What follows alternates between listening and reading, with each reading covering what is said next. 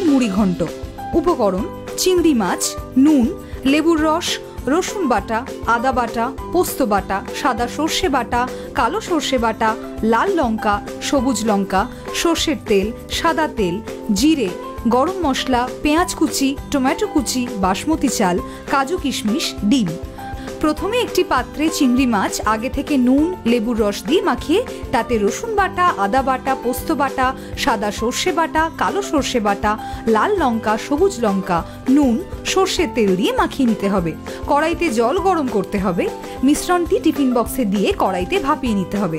সাদা তেল গরম করে গোটা জিরে, তেজপাতা, গোটা গরম মশলা ফোড়ন দিয়ে পেঁয়াজ কুচি, কাঁচা লঙ্কা বাটা, আদা বাটা, লাল লঙ্কা, সবুজ লঙ্কা, টমেটো কুচি, বাসমতি চাল দিয়ে রান্না করে নিতে হবে। মাছগুলো সর্ষের তেলে ভেজে নিতে হবে। ভাপানো চিংড়ি মাছ কড়াইতে দিয়ে তার মধ্যে নুন, কাজু কিশমিশ ছড়িয়ে উপরে ডিম গ্রেট করে পরিবেশন করুন চিংড়ি ডিমের মুড়ি ঘন্ট।